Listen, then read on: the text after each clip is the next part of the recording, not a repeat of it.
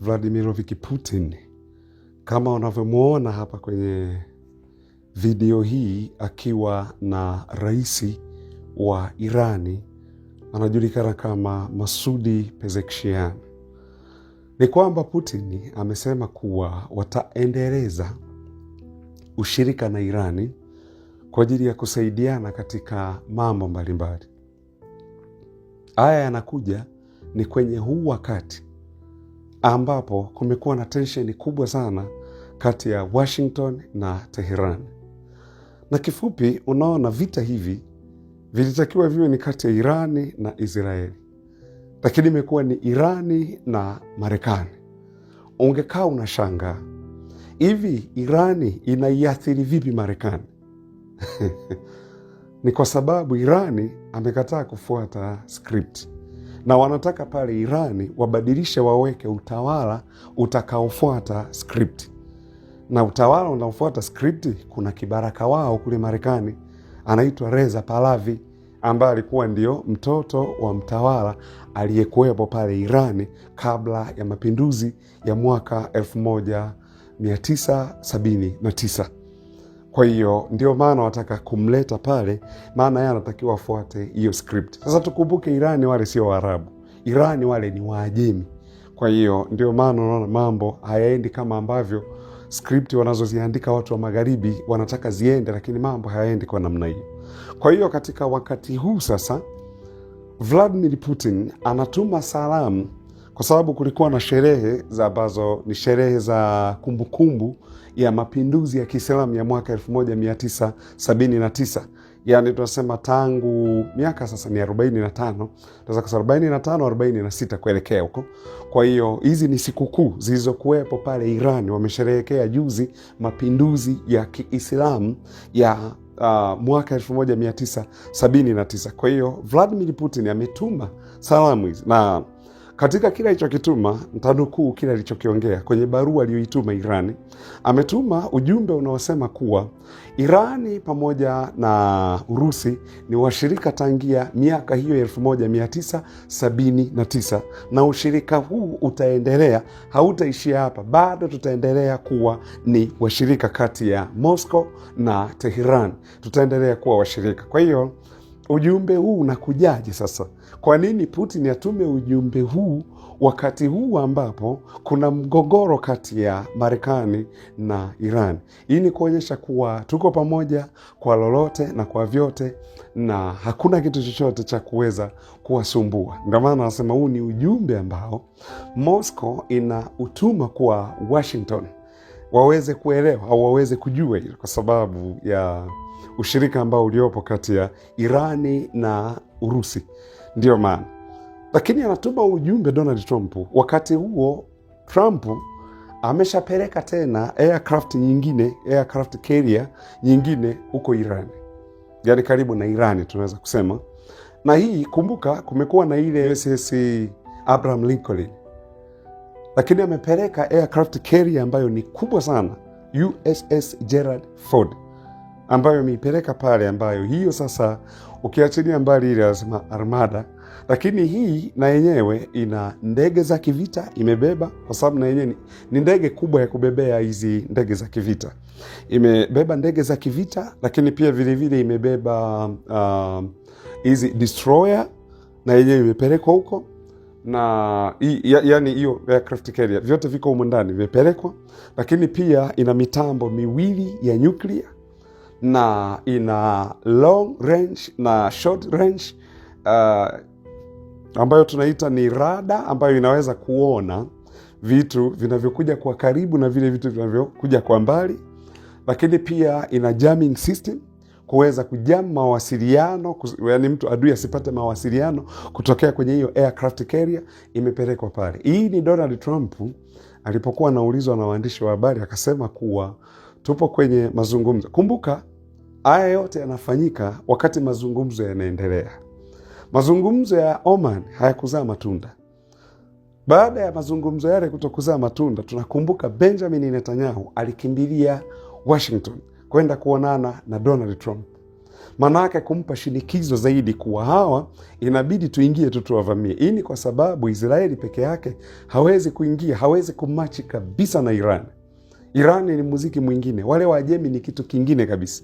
Israeli kama sio kusaidiwa na Marekani pamoja na mataifa ya Umoja wa Ulaya, hawawezi kitu chochote pale kwa Waajemi. Na ujue Israeli NATO wanaisaidia Israeli, ingawa Israeli sio mwanachama wa NATO, lakini ukumbuke NATO wanaisaidia Israeli. Nikupe mfano mdogo labda ili uweze kuelewa. Uturuki ni mwanachama wa NATO, na Uturuki wana jeshi kubwa sana, yani wana idadi kubwa sana ya jeshi linalounda majeshi ya NATO. Lakini leo hii ikitokea, kwa sababu Article 5 ya NATO inadai kuwa mwanachama mmoja wa NATO akitishiwa au akivamiwa, NATO nzima itaingia pale, wataingiza nguvu. Lakini NATO wamekuwepo wanapigana Ukraine kwa chini, hawajapigana ile tunayosema kuwa wamepigana hasa moja kwa moja, kwa sababu Ukraine, kumbuka, sio mwanachama wa NATO, yeye ni mshirika wa NATO, ingawa wameenda chini kwa chini, lakini sio ile imeshindwa kufanya kazi ya Article 5, kwa sababu huyu watakuwa wanaenda kinyume na hiyo katiba yao, kuwa hiyo Article 5 kuwa lazima wamsaidie mtu ambaye amevamiwa. Sasa Zelensky pale amevamiwa na Urusi, lakini wameshindwa kumsaidia hivi moja kwa moja, wanaenda chini kwa chini. Ndio maana unaona wanamsapoti silaha, wanampa pesa, na mpaka waka freeze mali za Urusi zilizoko Ulaya, wakasema hizi ndizo zinazotumika kuijenga Ukraine. Wizi mkubwa huo, na kupunguza uaminifu kwa watu wengine wanaowekeza Ulaya. Kwa hivyo sasa ikatokea, kwa mfano, maana tumeona Uturuki naye amekuwa akirusharusha madongo sana kwa upande wa Israeli, akisema Israeli wanaua watu kwa kigezo cha stori za miaka 3000 iliyopita, wakidai hapa ni kwetu. Sasa ikatokea leo hii wanapigana kati ya Uturuki na Israeli. Nataka nikuhakikishie kitu kimoja, kuwa NATO wataenda kumsaidia Israeli, watamwacha Uturuki ambaye yeye ni mwanachama wa NATO. Yaani hilo uwe na uhakika kabisa. Kwa ndo maana Israeli pale ilipo lazima isaidiwe na Marekani na NATO. Kwa sababu Israeli yenyewe ikisema, yani Marekani mfano tuseme, maana hizi wanafanya kazi, CIA na Mossad wako pamoja, wanafanya kazi pamoja. Lakini leo hii Marekani mfano akasema, mimi ninajitoa na kuacha we Israeli upambane mwenyewe, hata wiki moja achukui, hilo taifa litakuwa halipo. Na ndio maana inabidi tu Marekani aingie. Na ukumbuke kila mtu ana mbabe wake huku duniani. Mbabe wa Marekani ni Israeli. Huo ndio ukweli. Usikaone ni kanchi kadogo vile, lakini kenyewe ndio kanaiongoza Marekani. Marekani hawana ujanja kwa Israeli, kama jinsi ambavyo Marekani naye anawatishia Umoja wa Ulaya. Yani yeye ni mbabe kwa Umoja wa Ulaya, hawamwambii chochote. Umoja wa Ulaya na wao ni wababe kwetu kwa Afrika. Ndio maana sikia kidogo tu tunawanyima misaada, sijui nini na nini, lakini ndivyo ilivyo. Kwa kila mtu ana mbabe wake. Sasa mbabe the number 1 ni Israeli kwa Marekani. Kwa lazima Marekani afuate skripti iliyoandikwa na Israeli. Huo ndio ukweli, ndugu zangu. Kwa sababu Israeli kiachwa yenyewe kama yenyewe kwa Irani, siku mbili tu, Israeli hii tunayoiona wanaoisifia itakuwa haipo. Kwa hiyo ndio maana sasa ikabidi waziri mkuu wa Israeli ndugu Benjamin Netanyahu akimbie haraka sana kwenda Marekani, kwenda kumwambia sasa Donald Trump, kumwamuru tuseme, maana sio kumwambia, ni kumwamuru, bwana wewe sikia bwana, hebu peleka madude kule. Huku hayo mazungumzo sijui ya kidiplomasia yakishindwa kufanya kazi, sisi tuingie mzigoni pale, alafu tupige vita vya muda mrefu.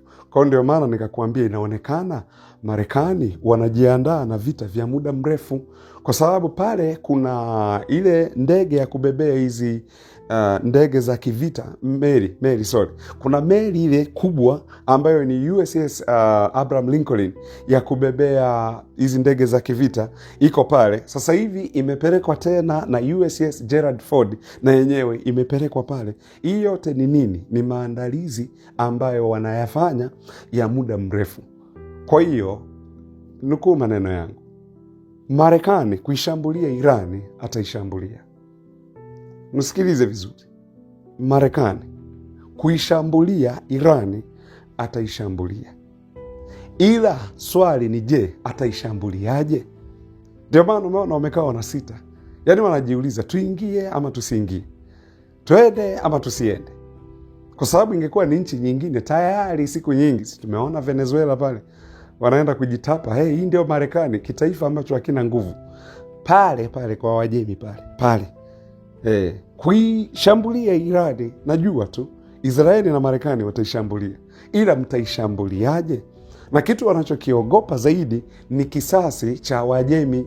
Na Mwajemi kwanza atakachoanza ni kupiga kambi zote za Marekani zilizoko Mashariki ya Kati. Kambi zote za Marekani, na Marekani ana maslahi makubwa sana hiyo Mashariki ya Kati. Kwa hiyo Wajemi wamesema ukiivamia Irani, sisi tutavamia washirika wako. Ndio bana unaona mataifa ya Kiarabu ambao ni washirika wa Marekani walikuwa wanasema jamani, Marekani hapana, usifanye hivyo, kwa sababu Irani ametangaza hivi vitakuwa ni vita vya ukanda wote mzima, na ana midude pale. Usisahau hilo. Sio tunaongea kumsifia Irani, lakini nyinyi wenyewe mliona kwenye vile vita vya siku 12. Ana midude Irani iko pale. Ameifukia chini ya ardhi. Tena ni kubonyeza tu kidude hivi analielekeza ili likatue Saudi Arabia. Akibonyeza hivi ili linaenda Jordan moja kwa moja. Akibonyeza hivi ili linaenda Kuwait. Akibonyeza ili ni Umoja wa Falme za Kiarabu. Akibonyeza ili linaenda Israeli moja kwa moja. Ni makombora ya hatari ambayo Mwajemi pale anayo. Ana drones za kutosha huyu Mwajemi, na amenunua ndege za Urusi hizo Sukhoi Su-57, amenunua ndege za China ambazo ni J-50, pale kuna Viper Squadron J-10 ziko pale, na juzi hapa nilikuwa nakuambia kuhusiana na ndege J-20 na zenyewe ziko pale. Kwa hiyo itakuwaje? Nafikiri ni busara tuitumike. Marekani pamoja na Israeli watumie busara. Vinginevyo hivi vita vitaathiri dunia nzima. Ndio mwanzo wa kupanda kwa vitu duniani na bei ya mafuta duniani. Asanteni sana wanakuwa Mwafrika. Tunawashukuru.